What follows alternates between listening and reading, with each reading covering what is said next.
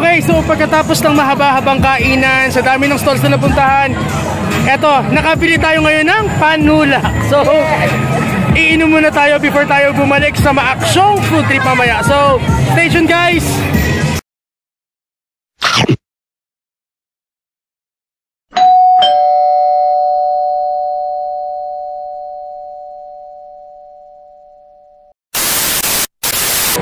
So, yun. Pahinga lang muna tayo ng konti. Nagpahupa ng kinain. And now, we're back. So, we will be trying to roam around on some of the stalls. So, we are very thankful for the Entrep Product Fair kasi after some time, so nakaranas na kami uli ng ganitong klaseng ka-productive na food trip.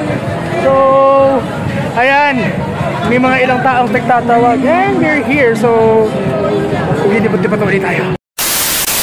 So ngayon, tamang mga panulak na naman tayo. So, nakahagilap tayo ng iced coffee from Stem Titanium. Okay? Mula sa mga Titans. Ayan, so medyo magtutulak tayo ngayon na may sipa ng kape. Uy, in fairness, masarap. Humahagod sa throat. So, yun, thank you very much Titanium for this very delicious iced coffee. And, grabe, tamang panghimagas or tamang pangparalak sa hapon. So, thank you for this. We will be experiencing their Turon. Okay, so, ano ba? Mga boys, magkano ba yung ating Turon? 30 pesos. So, pwede ba ako maka-experience ng Turon natin dyan? Ano bang flavor ang meron dyan? Pandan and ube. O sige, ibahin natin ang atake. Mag-ube tayo. Ano ng ube? May ano pala. May sino. Okay. So, ube Turon. So, let's now experience. Ayan. So, tingnan natin siyempre yung hitik sa feeling. Diba? Thank the Lord. Tanong ko lang, yung ginagamit ko ba na feelings dito ay binili or homemade? Homemade siya. Kaya, so ramdam yung unionness ng syrup na ginamit. So, hindi masyadong matamis. Hindi nakakaumay. Perfect lang tayo. So, thank you for this product. Thank you.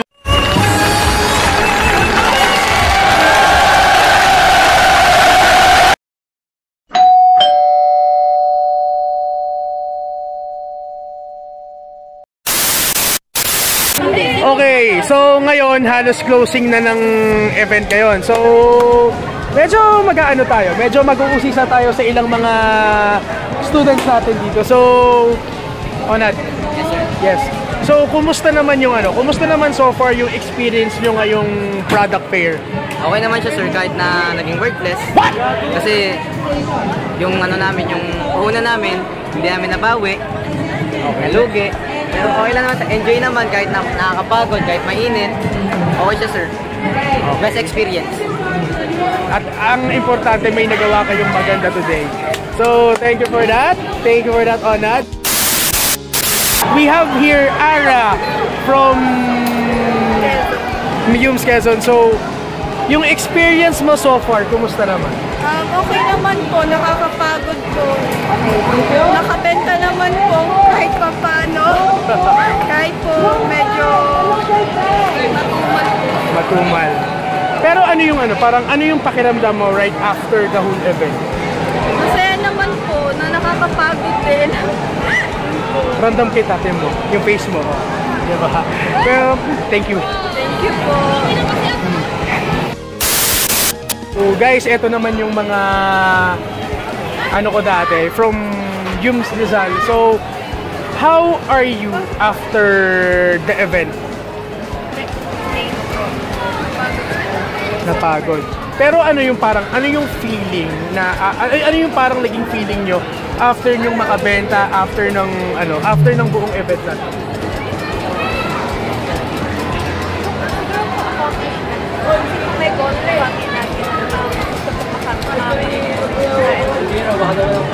Ikaw, Kirsty, parang anong feeling mo after all? After po nung nangyari pong enter-fair po namin, siguro po na-overwhelmed po ako. Kasi po, hindi ko po in-expect na marami po talagang parang bibili po sa amin. Tapos po, malaki rin po yung kinita namin and yung tinubo po namin. Wala na ako inabutan. Yun. So, thank you guys. So ayan guys, so ito yung isa sa mga pangmalakasan nating boys dito from Yums Palma. So we have here Suzanne, Savio. Okay. How are you after the whole event? So kumusta ka? So siyempre una po nakakapagod. Siyempre kulang po sa tulog. Pero napakasaya po at na-experience po namin yung ganitong bagay dahil hindi naman po dahil kakaiba po talaga yung experience na to. Kakaiba po. Pero ano yung ano, kasi parang nabalitaan ko na kayo yung isa sa unang mga grupo na naka-sold out. So, kumusta yung feeling na yun na isa kayo sa mga unang grupo na talagang nakaubos? Napakasaya po dahil makikita po naman natin na kung di naman po masold out yun, kung hindi po nagustuhan ng mga customer po namin. Dahil masaya po ako na nagustuhan po nila yung product po namin. Okay, thank you! Yes! Ito naman yung isa sa mga good boys. So we have here M. Amon and Company. So how are you after the event? Kumusta kayo? Nakakapagod pero masarap po sa pakiramdam kasi po marami naman po nabenta eh. Kahit pabalik-balik na po sa palengke, nakakabili ng mga bagay-bagay, masaya naman po. Pero kumusta yung pakiramdam na marami kayong naging customers kanina? Parang every time na nakakabili sila ng paninda at nakakaubos kayo ng products, parang how is your feeling about that? Ayun po, mga 20 to 30 minutes po, marami na po nabili, masaya po.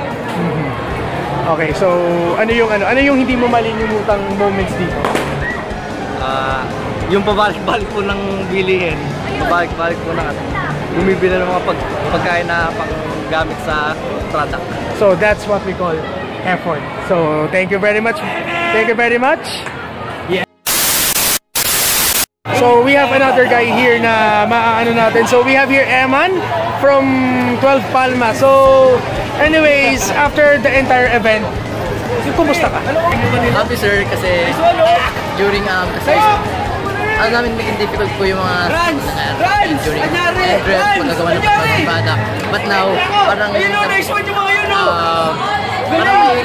positive po na nangyari. Nakakuha kami ng certificate award, so big achievement po sa amin. Asan, parang nagsisimula pa lang sa entrepreneurship. Tapos parang ang dami yung products na naubos. So parang ano yung kumusta yung feeling na kumusta yung feeling na every now and then na may customers, nakakahata kayo ng benta? Ay sir, ginawa kasi namin kanina. Namigay kami ng flyers, then dito man yung flyers, ano na namin yung product na mismo, bilhin nyo na to, ganito, ganyan. Actually, Sir Orben nga po na benta rin. Bumili sa Sir Orben sa inyo? Dahil na lang daw po ng office niya din yan. Diniliver nyo? So, parang ano yung hindi mo malilimutang experience yung product fair? This product fair po is yung nung una sir talaga, napaka-hectic nung naging experience namin gawang may isa kaming member na nanay talagang wala na, gulo-gulo na. Tapos nung naman sir, parang naalay na naman lahat. Then yun, parang best lang sa feeling na yun na, parang nag-complete na, accomplish yung product fair. Salamat! Yes! Ayan guys, so lumipat na tayo sa kabilang side ng school. So we have here Joffrey from STEM Platinum. By the way, how are you during the event? Exhausted po. Like the whole day kami sa labas for 6 hours. Then at some moments ang hectic kasi ang daming customers. Pero speaking of that, so kumusta naman every time? Ano yung feeling nyo na every time na nakakabenta kayo ng products nyo? Siyempre like masaya siya kasi pera, everyone loves money. So eto, last question. What is the thing na hindi mo makakalimutan sa buong product fair na to? Ano yung moment na hindi mo malilimutan? Siguro yung meeting different people and their taste in different, kasi ang product po namin is pins. So you can see the different designs that people choose and their creativity. Kasi sa amin po, may pre-made and DIY. So sa DIY, you can see their creativity and their freedom to how they choose the design. So yun lang. Thank you. Ay, Pin Be With You is our product company. Please. Pin Be With You. Pin Be With You. Sige. We sell pins, 3 types, acrylic, metal, and wood. Thank you. Thank you. Ito naman, so we have here Janine from STEM Titanium. So, how are you during the event? Sobrang exhausting po, lalo po most of the time kailangan po nakatayo po kami since nagluluto po and nag-aasikaso po ng customers. Pero at the same time po fulfilling since nanalo po kami. Wow, that's nice. Congratulations. Ano naman yung pakiramdam na every now and then may mga students na lumalapit sa inyo tapos nakakabenta kayo ng product mo? Masaya po kasi una po, hindi ko po ina-expect na in just an hour po mas-sold out po yung first batch namin. Kaya nakaka-overwhelm po makita marami pong bumili sa amin. So, mabilis ang benta. And lastly, what is the best experience that you've got from this experience, from this event? Siguro po yung yung nakikita ko po na nagtutulungan po talaga kami para po yung coordination po ng buong flow ng business namin is maayos and wala po naging conflict. Okay, yun lang naman. Thank you. Yung isa sa mga good boys ng Yums Quezon. So we have here Jonathan Santiago. So, Jonathan, kumusta yung experience mo sa buong product fair na to? Nakaka-stress sobra. Paano nakaka-stress? Kasi nahirapan kami magawa ng products. At saka yun, last minute lang kami nakakuha ng 10. Ay, medyo may malaking dilema kayo. Pero ano yung feeling na every time na nakakabenta kayo? Yung every time na may pumupunta sa inyong students, teachers, tapos nakakabenta kayo, kumusta yung pakiramdam?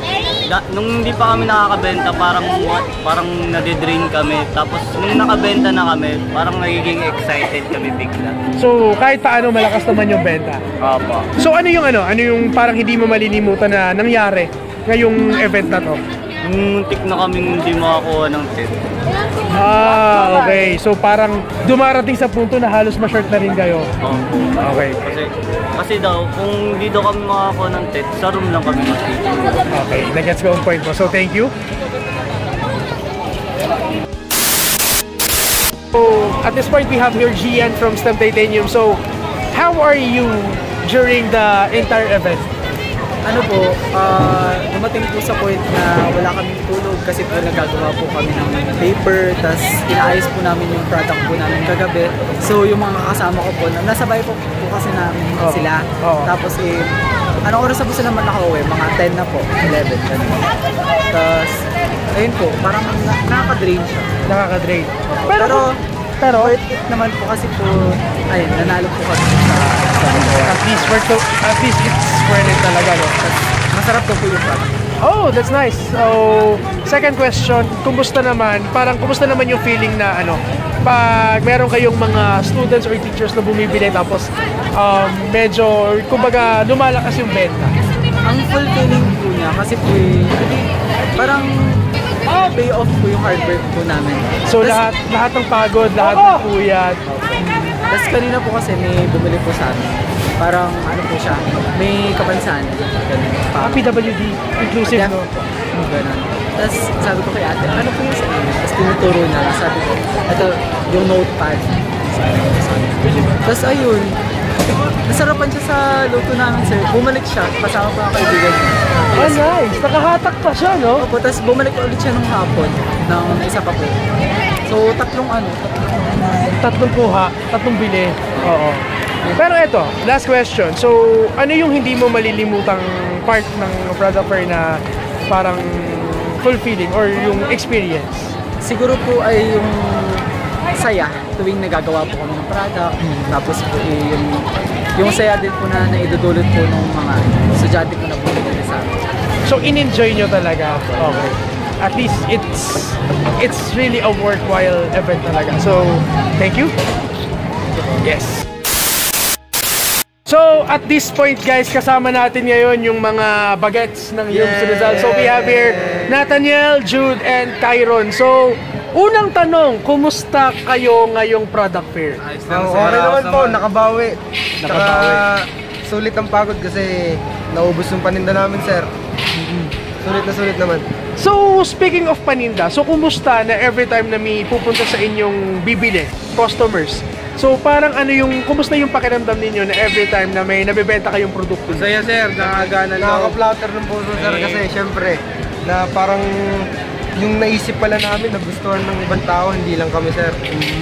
Siyempre sir, iniisip rin namin baka hindi din nga magustuhan sa ating mga business. So you have hesitations din.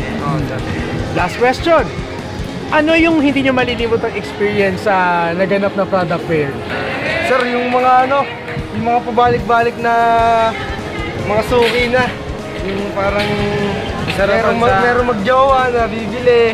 Ganun, tapos nililibre niya yung jowa niya hanggang sa naubos yung tinda namin, sir. Yung kumbaga parang nagustuhan nila yung produkto sir. nyo. Okay, so yun. So, eto na guys ang katapusan ng ating Sayanista Serye episode ngayon. So, please check on my socials kung bago kayo dito. Like, comment, subscribe, and share. So, yun lamang mga kapatid. Good. Adios.